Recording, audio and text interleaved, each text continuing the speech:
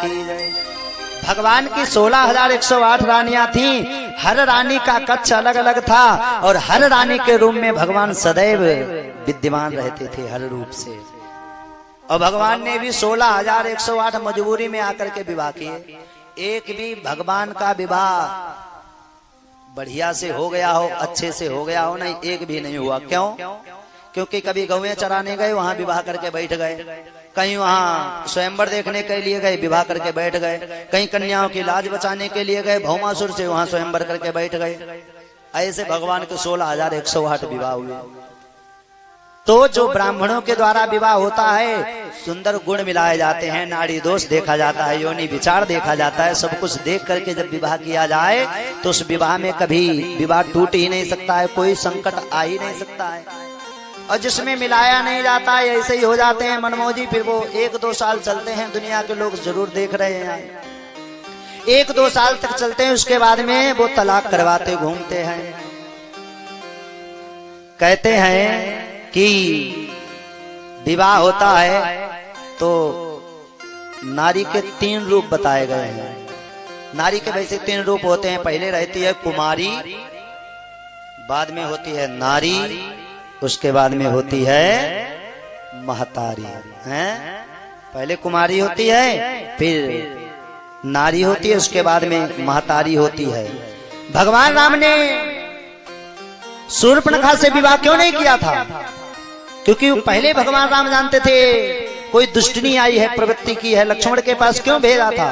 क्योंकि वो पहले बोली थी कि तो सम पुरुष नमो सम नारी। एक बात बताओ, जिसका विवाह हो जाता है वही तो नारी होगी। कुमारी कन्या को कभी कहा जाता है कि तुम नारी, वो देखो नारी जा रही है, कभी कहा जाता है? और वो पहले ही बोल रही, इसको इतनी अकल ही नहीं, पहले से बोली है मोस तो सम पुरुष मोसम नारी। और यह संयोग विधि रचा विचारी, पहले बोल दिया। 3 रूप बताए गए हैं। जब नारी का विवाह होकर के आता है तो पहली साल तो चंद्रमुखी बन करके रहती है। पति कहें हाथ के हाथ जल ले, भोजन ले, बिस्तर लगा ले, पैर दबाएं, सब कुछ सेवा करें। और जैसे ही दूसरी साल लगती है तो उसका रूप क्या हो जाता है? सूर्यमुखी। जैसे सूर्य दिन भर तपता रहता है।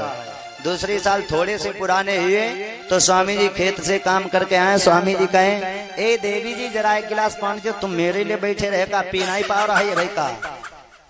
फिर क्या हो जाती है? सूर्यमुखी। और जैसे तीसरी साल लगती है फिर वो ज्वालामुखी हो जाती है। भवक भवक भवक। जैसे अग्नि दिन भर जलती रहती है, फिर वो तपती रहती है। चंद्रमुखी रहती है तो मोहल्ले वाले नहीं सुनते हैं, और ज्वालामुखी हो जाती है तो मोहल्ले वाले शांत रहते हैं। फिर उस नारी की बातें केवल मोहल्ले में सुनाई देती हैं। बोले सच्चे दरबार की। हमसे आज कह रही थी एक देवी जी की हमारे लोगों ने कि तुम बुराई बहुत करते हो। हम भैया तुम्हारे लोगों ने कैसे बुराई कर सका? आप लोगों की बिल्कुल बुराई नहीं कर रहे हैं, हम बात बता रहे हैं, इसको ध्यान से सुनिएगा। भगवान का विवाह पहले कैसे हुआ? राक्षस विधि से हुआ। ध्यान दीजिएगा प्यारे श्रोताओं। था राजा एक विदर्भ देश, भीष्मक सुत उसका शासक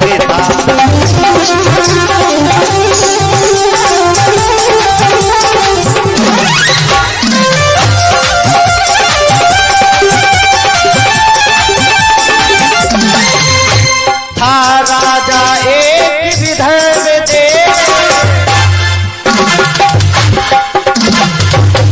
भीष्मक सुत उसका शासक था। विदर्भ देश का राजा जिसका नाम है भीष्मक, जिसकी कन्या है रुक्मणी, सज्जनों का आदर करता था, सज्जन था सतपथगामी था।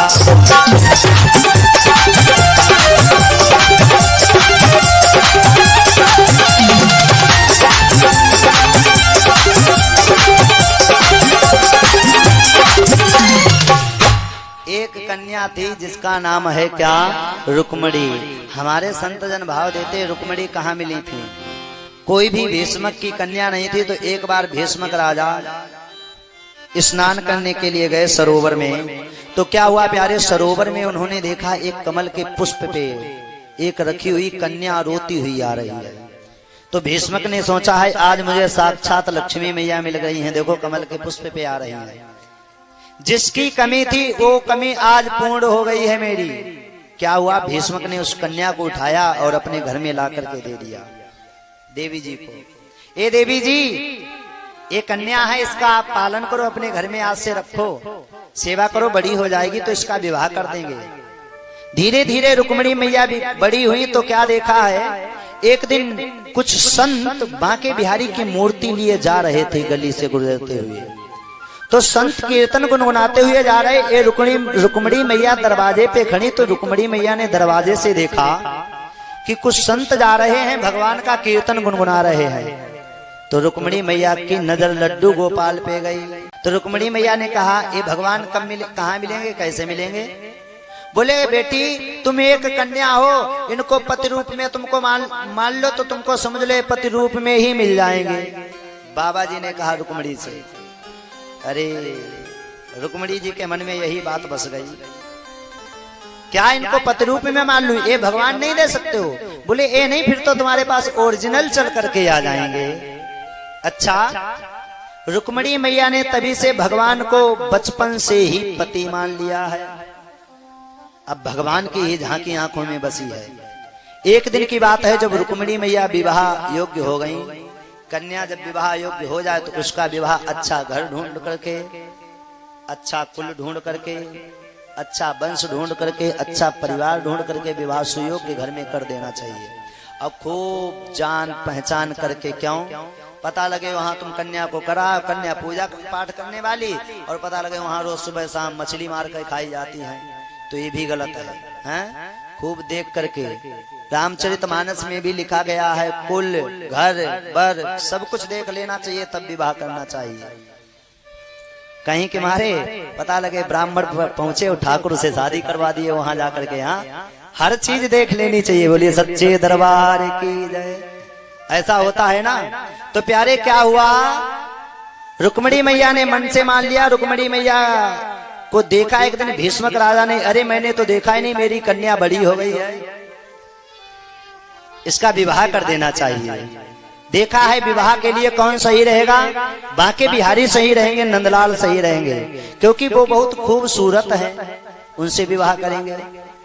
तो कोई भी कार्य करने से पहले घर में सलाह ली जाते, तो बेटे से सलाह ली, बड़े पुत्र से शिशुपाल से। 5 पुत्र थे, रुक्मी, रुक्मबाहु, रुक्मकेशी, रुक्मवाली और एक कोई शायद और था, मुझे ध्यान नहीं आ रहा। 5 पुत्र थे। जो सबसे बड़ा था रुक्मी, उससे पूछा है कि कन्या का विवाह ऐसी ऐसी जगह करना है, तेरी इच्छा क्या है? बोला पिताजी मैं अपनी बहन का विवाह ऐसी जगह कभी नहीं करने वाला। क्यों? अरे पिताजी तुमको पता नहीं है, वो भगौड़ा कहीं का ग्वाल वाल गेहूं चराने वाला, उसके साथ में मैं विवाह कर दूंगा, उसके साथ में विवाह नहीं हो सकता है। तो किसके साथ में विवाह होगा? बोले मैं तो किसी अच्छे राजा के साथ में करूंगा। क्यों, वो सही नहीं है? बोले वो मुझे अच्छे नहीं लगे। अरे लाला वो बहुत ही प्यारे हैं, बड़े अच्छे लगते हैं, दीनों के दुखियों को सहारा देने वाले हैं। नहीं पिताजी, ओ बांके बिहारी कज माना है और मेरा विवाह कहीं और हो रहा है, मैं क्या करूं, कहां जाऊं? तो रुक्मिणी मैया से भाभी ने कहा एक तुम पत्र लिखो, भगवान को पत्र भेजो। बोले तुमने भगवान को देखा नहीं है, लेकिन भगवान को पत्र लिखो कि ऐसी ऐसी बात है, इस जगह पे मिलूंगी मैं, और आप आ जाना और लेकर के हमको फरार हो जाना वहीं से। हमारे कुल की परंपरा है, विवाह होने से पहले, स्वयंवर होने से पहले कन्या गौरी मैया के मंदिर में जाती है मनाने के लिए, और वहां मैं जाऊंगी मनाने के लिए, वहां कोई नहीं होगा, हम अकेले होंगे। लेटर लिख दिया है, बोले वहां कोई नहीं होगा, हम अकेले होंगे, हमारी सखियां होंगी, और सबको बात मालूम, आप आ जाना, वहीं से आपके साथ में मैं चलूंगी। ठीक है। आज रुक्मिणी मैया भाभी से कह रही कि मैं विवाह करूंगी तो किसके साथ करूंगी? गोपाल के साथ। हो तो संग डालूंगी भंवर। भगवान ने कहा तुम चलो, हम आ रहे हैं। रथ को सजा करके भगवान आज वहां से प्यारे चले हैं। जब कोई काम बना करके आता है तो उसका चेहरा अलग से पता लग जाता है। पंडित जी ने पत्र दिया, पंडित जी आए हैं, आगे आगे छड़ी लिए और मटकाते हुए आ रहे हैं भौए। रुक्मिणी मैया ने दूर से देखा तो रुक्मिणी मैया और दुखी होने लगी। तो पंडित जी की ओर रुक्मिणी मैया ने जैसे ही देखा तो पंडित जी धीरे से मुस्कुराए। तो रुक्मिणी मैया समझ गई कि लगता है मेरा काम बन गया। तो रुक्मिणी मैया ने पंडित जी से पूछा, कहाँ है गोपाल? पत्र पढ़ा उन्होंने?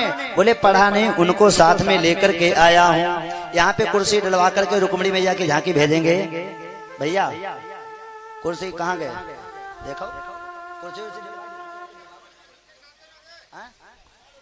झांकी भैया ले आएंगे रुक्मिणी मैया की। यहाँ प्यारे क्या हुआ, आज इधर भगवान श्री कृष्ण, आप लोग शोर मत मचाओ, आराम से बैठे रहो ऐसे शांति से, कोई भी खड़ा नहीं होगा, ठीक है? बोले सच्चे दरबार की। प्यारे क्या हुआ है, कृष्ण ने पत्र पढ़ा है, पत्र पढ़ करके आए और इधर रुक्मी ने क्या किया, अनेकों सेना लगा दिए, हजारों सैनिक लगा दिए मंदिर में भी। और रुक्मिणी मैया ने कहा था मंदिर में कोई नहीं मिलेगा, वहां हजारों सैनिक खड़े हुए हैं। रुक्मिणी मैया मंदिर में गई हैं। अब इधर भगवान पहुंचे, सबसे पहले भीष्मक राजा से मिले। तो सगाई वाले सामान लेकर के जा रहे थे पीछे से भीष्मक राजा के। तो भीष्मक राजा ने कृष्ण को प्रणाम किया। तो सगाई वालों ने सोचा कि लगता है दूल्हा यही है। तो सगाई का सामान जो लिए थे वो भगवान के चरणों में जाकर के चढ़ा दिया। अब लोग गड़बड़ पहले ही हो गई। भीष्मक ने कहा, ये क्या कर रहे हो? बोले क्या हुआ? बोले दूल्हा ये नहीं, दूल्हा तो शिशुपाल है। अरे महाराज, अरे महाराज क्या कर सकते हैं इसमें, अब तो चढ़ ही गया है। अरे चलो उठाओ उठाओ, कोई बात नहीं। भीष्मक ने कहा चलो मेरे घर में चलो। तो भगवान ने कहा बाद में आकर के मिलूंगा, पहले मैं जरा इधर देख लेता हूं। मेरे को किसी का पत्र गया था वहां मिलने के लिए। अब जैसे भगवान वहां से निकल के आए थे तो दाऊ भैया ने रथ की आवाज सुन ली थी। तो पूछा कौन गया है? बोले इतनी रात को कृष्ण गए। बोले कहाँ गए हैं? बोले कुंदनपुर गए हैं। अरे राम राम, भीष्मक की जो कुमारी कन्या है उसका कल स्वयंवर है, मुझे लगता कुछ गड़बड़ होने वाला है, कृष्ण वहां गया है। उन्होंने नारायणी सेना सजाई, पीछे से बलराम भैया भी आ रहे हैं। अब इधर भगवान सजे हुए हैं, रुक्मिणी मैया सज करके कहाँ पहुंची हैं? मंदिर में पूजा करने के लिए। हे गौरी मैया, आज मुझे पूजा का सब फल दे दीजिए। जय जय गिरिवर राज किशोरी, जय महेश मुख चंद्र चकोरी।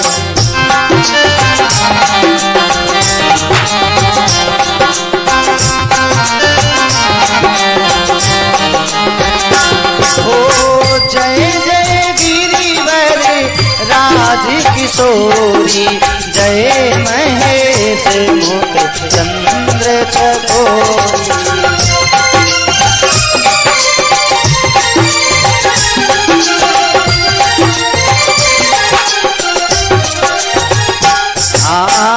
जय गजबदन सदानंद माता, जय गजबदन जननी जगती दामिनी ज्योतिदा।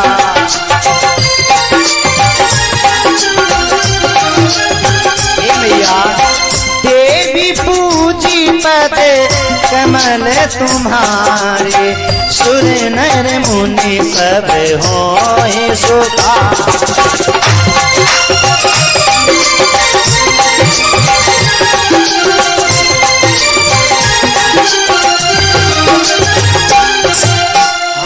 मोरे मनोरथ जानहुनी के,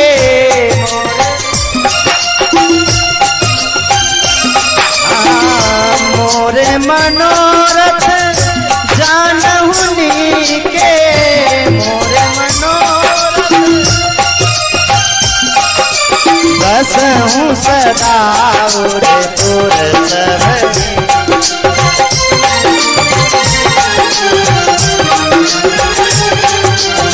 मंगल भवन अमंगल हारी, द्रवहूँ सुदशरथ अधीर बिहारी।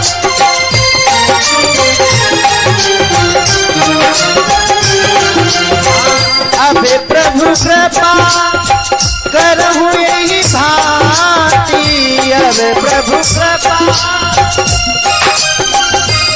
हो, अब प्रभु कृपा करहूँ यही भांति, अब प्रभु कृपा सब हरि भजन करहूँ मेरा।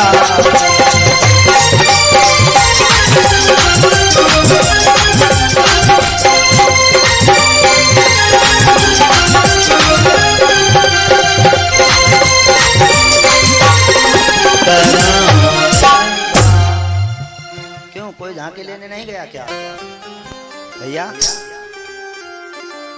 झांकी तैयार हो गई हो तो रुक्मिणी मैया की झांकी भेज देंगे इधर। आज रुक्मिणी मैया पूजा करने, पूजा करके वरदान मांगा है। बताओ, मैंने तो गोपाल से कहा था यहाँ कोई नहीं मिलेगा, यहाँ तो इतने सैनिक भरे पड़े हैं। अब भगवान कैसे पहचानेंगे? अब इधर भगवान रथ घुमाते घुमाते सैनिकों के बीच में पहुंच गए। अब सैनिकों ने भगवान को देखा तो रखवाली करना तो भूल ही गए बिल्कुल। एक कह रहा है, अरे राम राम, घोड़े देखो कितने प्यारे लग रहे हैं रथ के। एक कह रहा, अरे इनके केस देखो घुंघराले कितने अच्छे लग रहे हैं। एक बोला, अरे देखो मोर मुकुट कितना अच्छा लग रहा है। अब इधर भगवान के रूप का वर्णन कर रहे और भगवान सामने से खड़े हुए। भगवान ने चारों ओर नजर डाल करके देखी और जैसे ही प्यारे क्या हुआ, रुक्मिणी मैया पे नजर गई। रुक्मिणी मैया ने कृष्ण भगवान को देखा, कृष्ण भगवान ने रुक्मिणी को देखा, आंखें चार हुई, इशारा कर दिया। रुक्मिणी मैया पहचान गई, यही है मेरे माँ के बिहारी। तिरछे